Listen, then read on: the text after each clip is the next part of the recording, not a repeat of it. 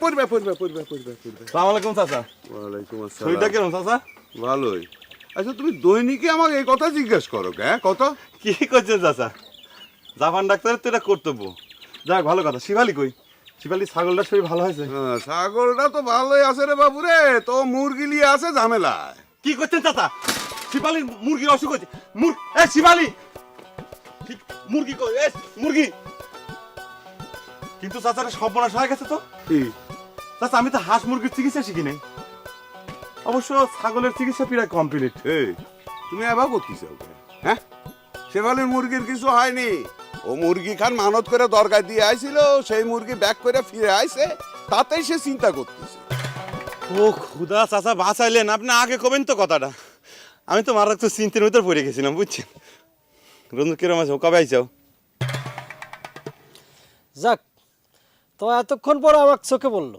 না না কি করছো, চোখে পড়বি নাকি? হাজার হোক আমি তো ডাক্তার মানুষ, চোখে না দেখলি পর আমি চিকিৎসা করি কিরম করি কও? এমনি একটু মারাত্মক চিন্তার ভিতর পড়ে গেছিলাম তো, তাই খেয়াল করি নাই। তা তুমি হাঁস মুরগি কুত্তা বিলের চিকিৎসা আবার কবে থেকে শুরু করলে? এই তুমি কুইতে বিলে কোনে পাইলে? হইলো একই। যাক সে কথা। আচ্ছা রঞ্জু, তুমি আমাকে তো মনে হয় যে আগে আপনি করে কথা কইতে, তা হঠাৎ করে তুমি কওয়া শুরু করলে কিসের জন্য? ডাক্তার হিসেবে কি আমি তোমার কাছ থেকে এতটুকু সমান?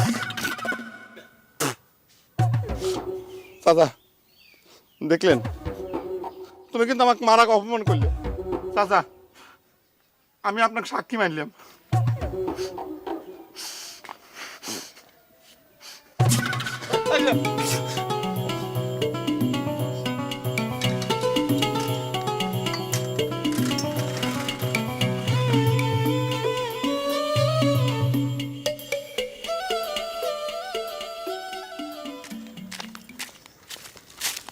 কিরম আছো শিবালি? শুনলাম তোমার মনটা নাকি ভালো নাই, ওই মুরগি নিয়ে নাকি কি ভেজাল হয়েছে শুনলাম। শুনেছিনি তো, আবার আমাকে জিজ্ঞেস করতেছেন কে?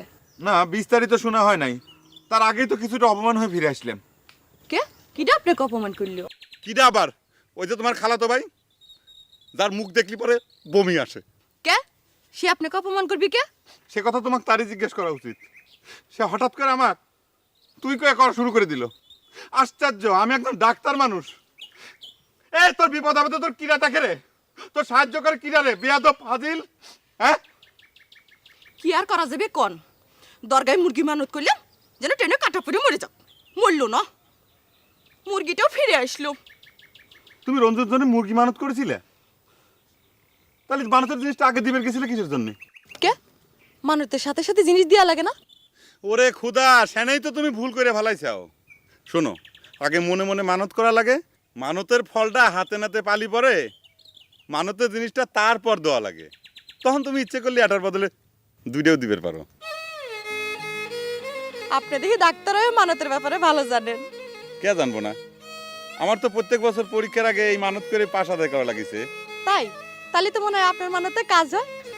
আপনি এক কাম করেন, মানতটা আপনিই করেন যেন রঞ্জু চলন্ত ট্রেনে কাটা পড়িয়ে মরে। ঘটনা ঘটে গেলে মুরগিটা আমিই দিয়ে দিব।